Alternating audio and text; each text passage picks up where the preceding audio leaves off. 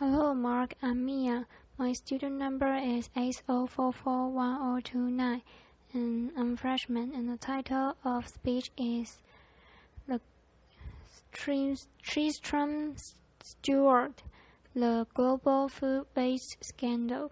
The job of uncovering the global food waste scandal started for me when I was 15 years old. I bought some pigs. I was living in Sussex, and I started to feed them in the most traditional and environmentally friendly way. I went to my school kitchen and I said, "Give me the scraps that my school friends have turned their noses up at." I went to the local baker and took their stale bread.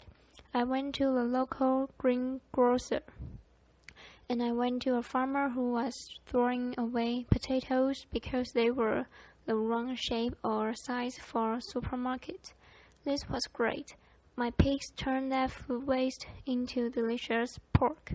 I sold that pork to my school friend's parents, and I made a good pocket money addition to my teenage allowance. But I noticed that most of the food that I was giving my pigs was in fact fit for human consumption, and that I was only scratching the surface, and that right the way up the food supply chain, in supermarkets, greengrocers, bakers, in our homes, in factories and farms. We were hemorrhaging our food. Supermarkets didn't even want to talk to me about how much food they were wasting. I'd been run the bag. I'd seen bins full of food being locked and then trucked off the landfill sites, and I thought, surely there is something more sensible to do with food than waste it. One morning, when I was feeding my pigs, I noticed a particular tasty-looking sun-dried tomato loaf that used to crop up from time to time. I grabbed hold of it, sat down, and ate my breakfast with my pigs. Laughter. That was the first act of what I later learned to call freeganism. Really an exhibition of the injustice of food waste and the provision of the solution to food waste, which is simply to sit down and eat food rather than throwing it away. That became, as it were, a way of confronting large business in the business of wasting food, and exposing, most importantly to the public, that when we're talking about food being thrown away, we're not talking about rotten stuff. We're not talking about stuff that's beyond the pale. We're talking about good, fresh food that is being wasted on a colossal scale. Eventually, I set about writing my book, really to demonstrate the extent of this problem on a global scale. What this shows is a nation-by-nation breakdown of the likely level of food waste in each country in the world. Unfortunately, empirical data, good hard states don't exist, and therefore to prove my point, I first of all had to find some proxy way to uncovering how much food was being wasted. So I took the food supply of every single country and I compared it to what was actually likely to be being consumed in each country. That's based on diet intake surveys. It's based on levels of obesity. It's based on a range of factors that gives you an approximate guess as to how much food is actually going into people's mouths. That black line in the middle of that table is the likely level of consumption, with an allowance for certain levels of inevitable waste.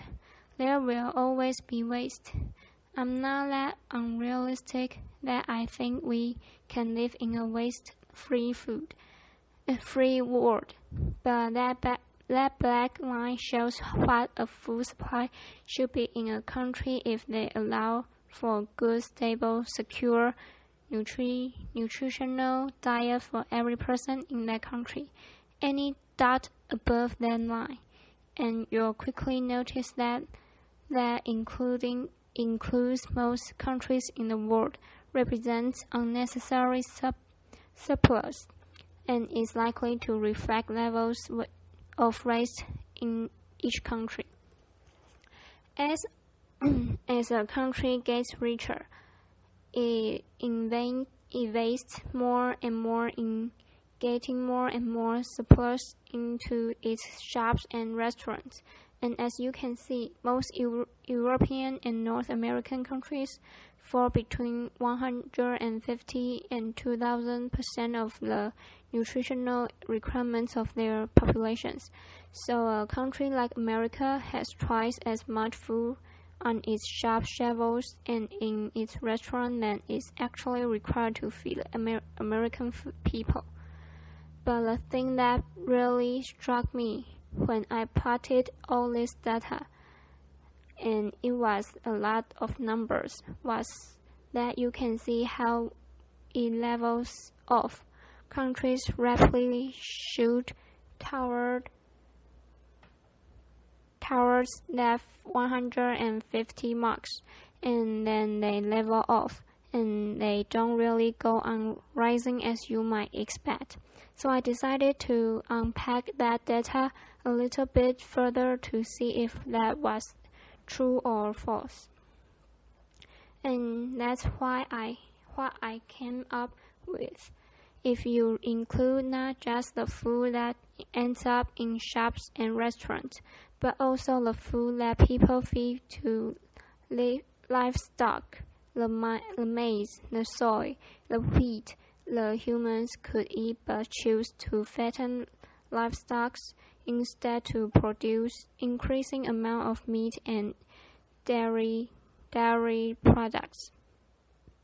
What you find is that most rich countries have between 3 and 4 times the amount of food that their population needs to feed itself. A country like America has 4 times the amount of food that it needs. When people talk about the need to increase global food production to feed those 9 billion people that are expected on the planet by 2050, I always think of these graphs. The fact is, we have an enormous buffer in rich countries between ourselves and hunger. We've never had such gargantuan surpluses before. In many ways, this is a great success story of human civilization, of the agricultural surpluses that we set out to achieve 12,000 years ago. It is a success story. It has been a success story. But what we have to recognize now is that we're reaching the ecological limits that our planet can bear. And when we chop down forests as we are every day to grow more and more food, when we extract water from depleting water reserves, when we emit fossil fuel emissions in the quest to grow more and more food, and then we throw away so much of it, we have to think about what we can start saving. And yesterday, I went to one of the local supermarkets that I often visit to inspect, if you like, what they're throwing away. I found quite a few packets of biscuits amongst all the fruit and vegetables and everything else that was in there. And I thought, well, this could serve as a symbol for today. So I want you to imagine that these 9 biscuits that I found in the bin represent the the global food supply, okay? We start out of 9. That's what's in fields around the world every single year. The first biscuit we're going to lose before we even leave the farm. That's a problem primarily associated with developing world agriculture. Whether it's a lack of infrastructure,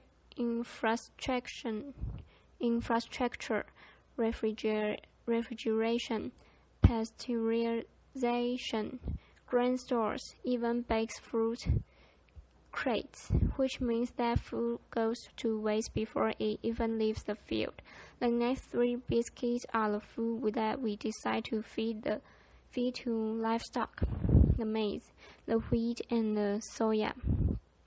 Unfortunately, our beasts are inefficient animals, and they turn 2/3 of that into feces and heat. So we've lost those 2, and we've only kept this 1 in meat and dairy products. 2 more we're going to throw away directly into bins. This is what most of us think of when we think of food waste. What ends up in the garbage, and what ends up in supermarket bins, what ends up in restaurant bins. We've lost another 2, and we've left ourselves with just 4 biscuits to feed on. That is not a superlatively efficient use of global resources, especially when you think of the billion hungry people that exist already in the world. Having gone through the data, I then needed to demonstrate where that food ends up. Where does it end up? We're used to seeing the stuff on our plate, but what about all the stuff that goes missing in between? Supermarkets are an easy place to start. This is the result of my hobby, which is unofficial bin inspections. Laughter. Strange you might think, but if we could rely on corporations to tell us what they were doing in the back of their stores, we wouldn't need to go sneaking around the back, opening up bins and having a look at what's inside. But this is what you can see more or less on every street corner in Britain, in Europe, in North America. It represents a colossal waste of food. But what I discovered whilst I was writing my book was that this very evident abundance of waste was actually the tip of the iceberg. When you start going up the supply chain, you find where the real food waste is happening on a gargantuan scale. Can I have a show of hands if you have a loaf of sliced bread in your house, who lives in a household where that crust, that slice at the first and last end of each loaf, who lives in a household where it does get eaten? Okay, most people. Not everyone, but most people. And this is it. This is, I'm glad to say, what I see across the world. And yet, has anyone seen a supermarket or sandwich shop anywhere in the world that serves sandwiches with crust on it? Laughter. I certainly haven't. So I kept on thinking, where do those crusts go? Laughter. This is the answer. Unfortunately, 13,000 slices of fresh bread coming out of this one single factory every single day. Fresh bread. In the same year that I visited this factory, I went to Pakistan, where people in 2008 were going hungry as a result of a squeeze on global food supplies. We contribute to that squeeze by depositing food in bins here, in Britain, and elsewhere in the world. We take food off the market shelves that hungry people depend on. Go one step up. and you get to farmers who throw away sometimes a third or even more of their harvest because of the cosmetic standards. This farmer, for example, has invested £16,000 in growing spinach, not one leaf of which he harvested, because there was a little bit of grace growing in amongst it. Potatoes that are cosmetically imperfect, all going to pigs. Parsnips that are too small for supermarket specifications, tomatoes in Tenerife, oranges in Florida, bananas in Ecuador, where I visited last year, all being discarded. This is one day's waste from one banana plantation in Ecuador, all being discarded, perfectly inedible because they're the wrong shape of or size. If we do that to fruit and vegetables, you bet we can do it to animals too. Liver, lungs, heads, tails, kidneys, testicles, all of these things which are traditional, delicious, and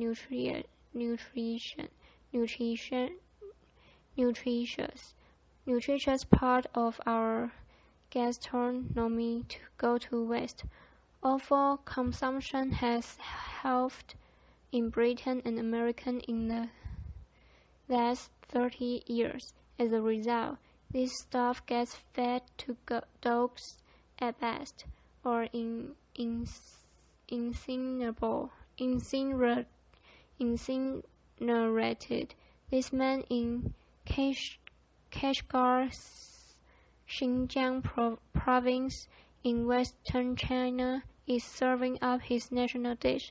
It's called sheep's organs. It's delicious. It's nutritious. And as I learned when I went to Kashgar, it symbolized their taboo against food waste. I was sitting in a roadside cafe. A chef came to talk to me. I finished my bowl, and halfway through the conversation, he stopped talking and he started throwing into my bowl. I thought, my goodness, what taboo have I broken? How have I insulted my host? He pointed at 3 grains of rice at the bottom of my bowl and he said, clean. Laughter. I thought, my God, I go around the world telling people to stop wasting food. This guy has thrashed me at my own game. Laughter. But it gave me faith. It gave me faith that we, the people, do have the power to stop this tragic waste of resources if we regard it as socially unacceptable to waste food on a colossal scale. If we make noise about it, tell corporations about it, tell governments we want to see an end to food waste, we do have the power to bring about that change. Fish, 40 to 60% of European fish are discarded at sea. They don't even get landed in our homes. We've lost touch with food. This is an experiment I did on 3 letters who keeps letters in their fridge. Most people. The one on the left was kept in a fridge for 10 days. The one in the middle. On my kitchen table, not much difference. The one on the right I treated like cut flowers. It's a living organism. Cut the slice off. Stuck it in a vase of water. It was alright for another 2 weeks after this. Some food waste, as I said at the beginning, will inevitably arise. So the question is, what is the best best thing to do with it? I answered that question when I was 15. In fact, humans answered that question 6,000 years ago. We domesticated pigs to turn food waste back into food, and yet in Europe, that practice has become illegal since 2001 as a result of food and mouth outbreak. It's unscientific. It's unnecessary. If you cook food for pigs, just as if you cook food for humans, it is rendered safe. It's also a massive saving of resources. At the moment, Europe depends on importing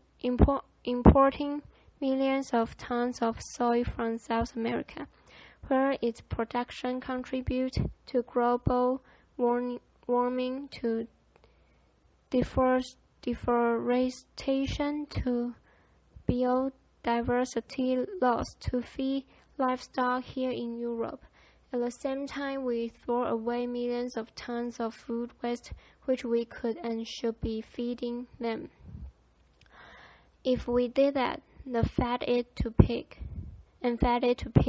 we would save that amount of carbon. If we feed our food waste, which is the current government's favorite way of getting rid of food waste, to